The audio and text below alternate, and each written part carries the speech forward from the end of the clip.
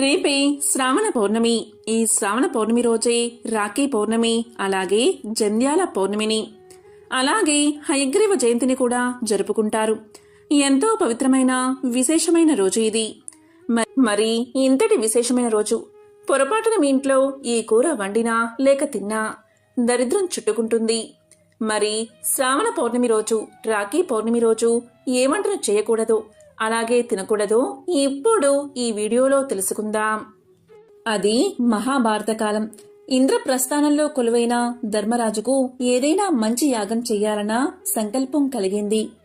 రాజులు చేయదగిన యాగాలలో అశ్వమేధ యాగం, రాజసూయ యాగం ఎంతో గొప్పవి. ఈ రెండు యాగాల్లోనూ రాజులు తమ చుట్టుపక్కల రాజ్యాలను జయించి యాగాన్ని పూర్తి చేస్తారు. అంటే ఆ రెండు యాగాలు పుణ్యాన్ని, పురుషార్థాన్ని రెండిటినీ సాధించే యాగాలు.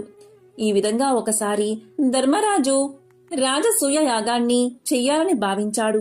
అలా యాగాన్ని చేసి దిగ్విజయంగా పూర్తి చేశాడు.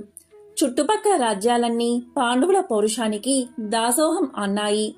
ఈ విధంగా యాగాన్ని ముగించిన సందర్భంగా ఎవరికన్నా పెద్దలకి అగ్రతాంబూలం ఇవ్వాలి అనుకున్నారు పాండవులు. పాండవులకు మాత్రం పెద్ద దిక్కు ఆ శ్రీకృష్ణ పరమాత్ముడే కదా. ఆయనకే అగ్రతాంబూలం ఇవ్వాలని భీష్ముడు ధర్మరాజుకు తెలియచేశాడు. ధర్మరాజు కూడా సరే అని అన్నాడు. ఆ సభలో శిశుపాలుడు కూడా ఉన్నాడు. శిశుపాలుడికి శ్రీకృష్ణుడు అంటే ఎంతో కోపం. అలాంటి శ్రీకృష్ణుడికి అగ్రతాంబూలం ఇవ్వాలి అనగానే శిశుపాలుడు నోటికి వచ్చినట్లు చెడ్డమాటలు మాట్లాడాడు. సభలో ఇంతమంది గౌరవనీయులు ఉండగా ఒక స్త్రీని, అంటే పోతన రాక్షసిని చంపిన పాపాత్ముడికి సత్కారం ఎలా చేస్తారని ప్రశ్నించాడు శిశుపాలుడు. గోవర్ధనగిరిని ఎత్తడం అది కూడా ఒక పరాక్రమమేనా అని నోటికి వచ్చిన మాటలు పలికాడు. ఆ మాటలు భీముడికి ఎంతో కోపాన్ని తెప్పించాయి. ఇక ఇన్ని మాటలు మాట్లాడినా శిశుపాలుణ్ణి సంహరించాలని భీముడు ముందుకు వచ్చాడు. అంతటా భీష్ముడు భీముణ్ణి ఆపి శిశుపాలుని వృత్తాంతం ఇలా చెప్పాడు. శిశుపాలుడు చేది రాజ్య చక్రవర్తి ధర్మఘోషుని కుమారుడు. తల్లి సాత్వతి. ఈయన కృష్ణునికి మేనత్త కొడుకు. పుట్టుకతోని 4 భుజాలతో, నొసటి మీద కంటితో, గార్ధబ స్వరంతో పుట్టాడు. తల్లిదండ్రులు శిశుపాలుణ్ణి చూసి ఎంతో కలత చెందారు. అప్పుడు అశరీరవాణి ఇలా పలికింది. ఈ బాలుణ్ణి ఎవరు ఎత్తుకున్నప్పుడు మామూలు రూపం పొందుతాడో అతని చేతిలోనే ఇతడు హతుడు కాగలడు అని. అప్పట్నుంచి ఆ బాలుని ఇంటికి ఎవరు వచ్చినా చేతికి ఇవ్వసాగారు ఆ దంపతులు. ఒకరోజు బలరామకృష్ణులు ఆ బాలుణ్ణి చూడడానికి వచ్చారు.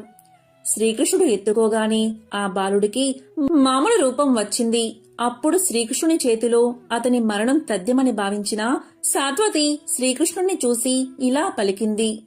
కృష్ణ, నీ మరిది అయిన శిశుపాలుణ్ణి రక్షించు అని కోరింది. అలాగే అన్నాడు కృష్ణుడు. ఇలా పలికాడు. ఇతని 100 తప్పులు సహిస్తాను, అవి పూర్తి కాగానే నా చేతిలోనే హతుడవుతాడు అని చెప్పాడు శ్రీకృష్ణుడు. అప్పటికి శిశుపాలుడికి బుద్ధి రాలేదు. రాజసూయ యాగం. శ్రీకృష్ణుడు సభాసదులను చూసి అనకూడన మాటలు ఎన్నో అన్నాడు శిశుపాలుడు.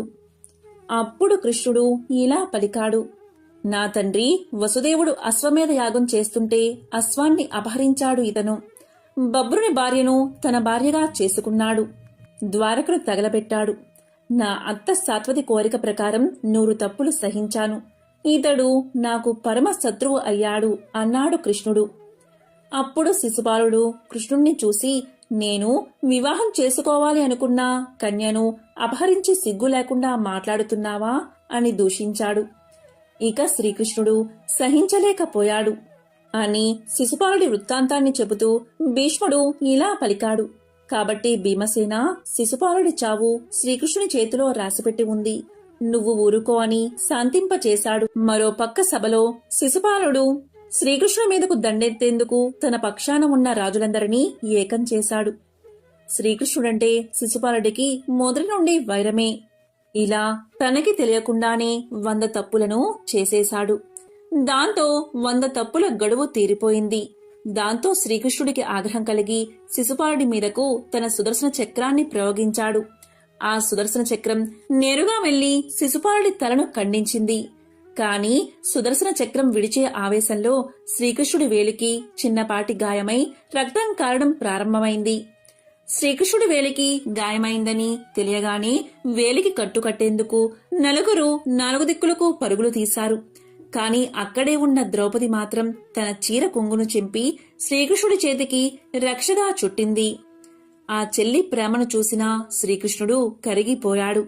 ఆ విధంగా శ్రీకృష్ణుడికి రక్షణగా కట్టిన వస్త్రం రక్షాబంధనం అయ్యింది. అలా రక్షగా కట్టిన ద్రౌపదితో శ్రీకృష్ణుడు ఇలా పలికాడు: నువ్వు నన్ను ఆపదలో ఆదుకున్నావు, అందుకుగాను నీకు ఆపద వచ్చినప్పుడు నేను నీకు రక్షగా నిలుస్తాను అని వాగ్దానం చేశాడు. రాజసూయ యాగం తర్వాత అక్కడే ఉండి ధర్మరాజు వైభవాన్ని, అతని రాజ్యంలోని మైసభను చూసిన దుర్యోధనుడికి ఎక్కడలేని అసూయ కలిగింది. తన రాజ్యమైన హస్తినాపురానికి చేరుకోగానే శకునితో కలిసి పాండవులను ఎలా రాజభ్రష్టుల్ని చెయ్యాలా అని పన్నాగం పన్నారు. అందులో భాగంగానే ధర్మరాజుని మాయా జూదానికి ఒప్పించారు.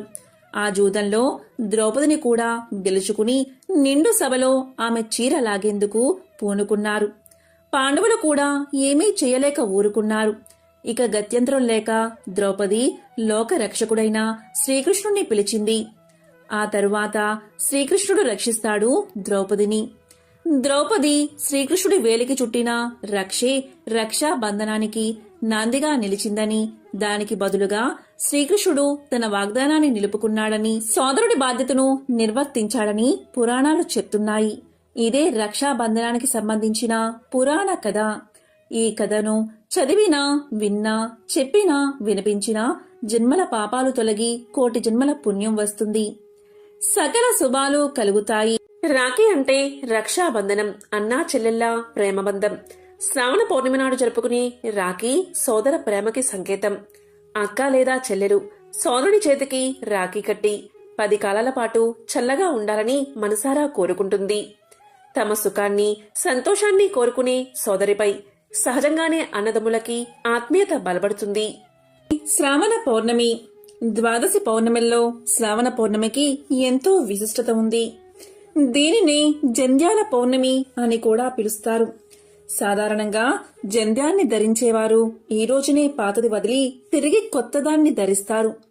దీన్నే ఉపకర్మ అని పిలుస్తారు. ఉపకర్మను యజ్ఞోపవేతం పేరుతో పిలుస్తారు. దీనికి యాగ కర్మతో పునీతమైన దారం అని అర్థం. రాఖీ పౌర్ణమి రోజు మీ ఇంట్లో పొరపాటున మాంసాహారం అస్సలు వండకండి, అలాగే తినకండి. పొరపాటున మీ ఇంట్లో మాంసాహారం వండినా లేక తిన్నా దరిద్రం అంటుకుంటుంది.